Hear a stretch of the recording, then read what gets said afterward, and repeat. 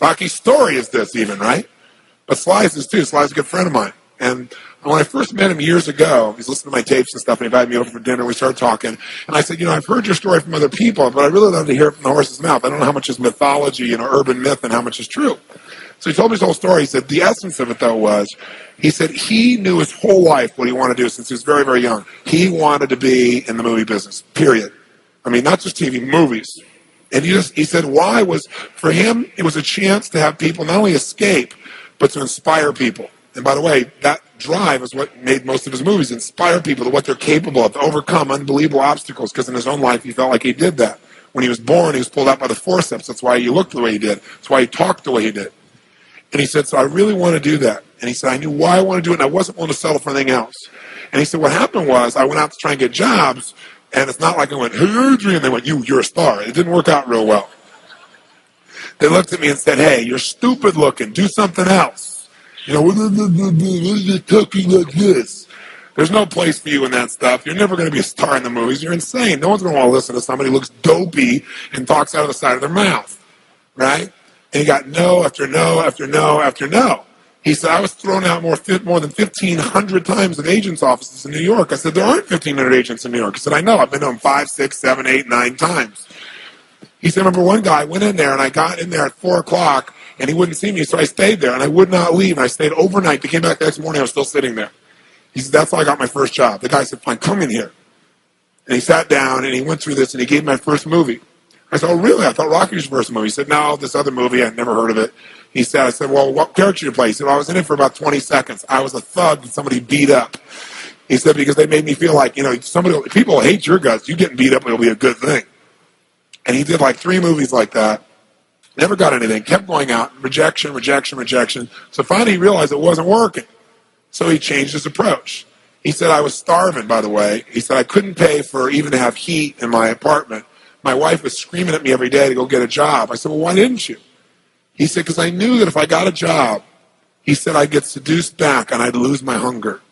He said, I knew that the only way I could do this is if it was the only choice, if I burned all other bridges. Because if I did a normal job, pretty soon I'd be caught up in that rhythm and that stuff, and I'd feel okay about my life, and I feel like my dream would just gradually disappear. He said, I wanted to keep that hunger. That hunger was the only thing I thought was my advantage.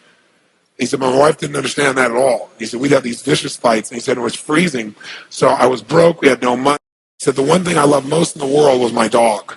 He said, I love my dog because he gave me unconditional love, unlike my wife. And he said, so what happened was, though, we were so broke that to survive, I couldn't even feed my dog. So I went to a liquor store. He said, it was the lowest day of my life. And I stood outside the liquor store trying to sell my dog to strangers. He said, I tried to sell my dog for $50.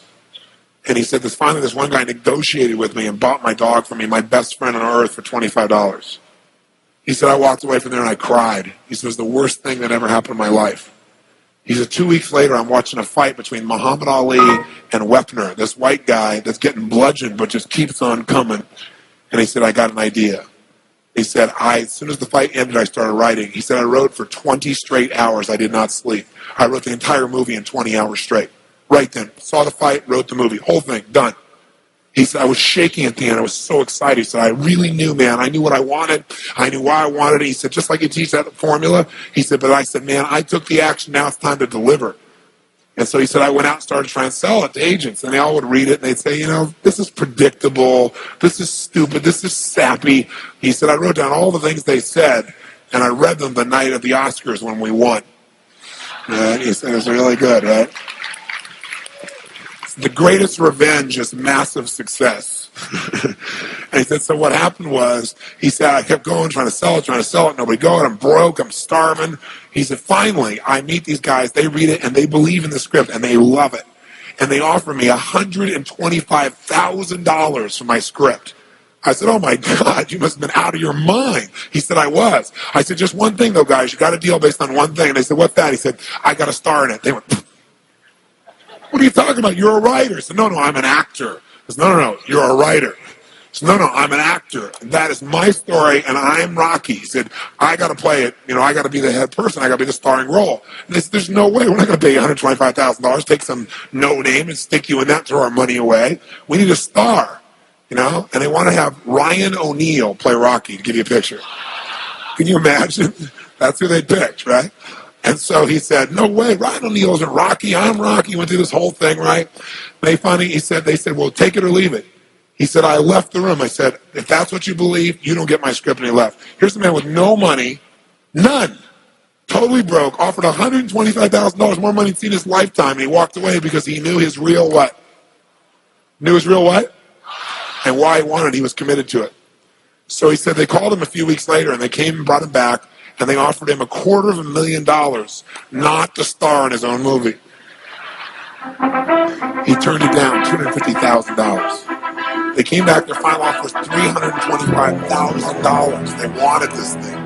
He said, not without me, and they said no. They finally compromised, and they gave him $35,000 at points in the movie, because they said, if this is going to happen, then you're going to take the risk with us. And the bottom line is, we don't think it'll work, but at least we won't spend a bunch of money on you. And then they only spent $1 million to make Rocky, and it grossed $200 million at the time. I mean, it was done pretty well. But what's interesting about this is, I said, what'd you do? I mean, even $35,000, that's not $250,000. That's a lot of money when you don't have $25. I said, what's the first thing you did? I figured you went out and partied or something. He said, I went to that liquor store for 3 straight days and hoped that the man who had my dog frequented the store. He said, because I want to buy back my dog. And that was so cool, right? That was really cool. I said, what happened? He said, third day I was there, this guy walks by, and I see him, and I can't believe it, and there's my dog. And I looked at him, and I said, sir, remember me? And he said, it had been about a month and a half by the time this had all come about. And he said, remember me? I'm the guy that sold you the dog. I goes, yeah, I love the dog. He said, look, he said, I was so broke, I was starving. He's my best friend. I'm sure you love him too, but I got to have him black. Please, I beg of you. He said, I'll pay you $100 for the dog. I know you paid me $25, but I'll give you $100. And the man said, absolutely not. No way. It's my dog now. You can't buy him back. Right? And Sly said, Tony, he said, know your outcome? I said, yeah. He said, I knew it. And he said, I kept changing my approach. So I went, $500 for the dog. The guy said, absolutely no way. He said, $1,000 for my dog. The guy said, no amount of money on earth is ever going to get this dog for you. I said, what'd you do? He said, I knew my outcome, right? Because he listened to stage, kept to him. He said, I said, I'd take massive action. He said, I got my dog. I just kept changing my approach, so I got it. I said, what it cost you? $15,000 and a part in Rocky. The guy's in Rocky.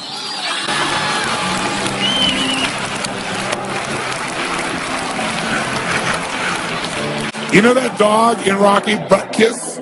That's Sly's real dog, right? That's the dog. He bought it back. So he put his dog in the movie, and he put the guy in the movie and paid $15,000 while he had $35,000. Isn't that pretty cool? Pretty awesome.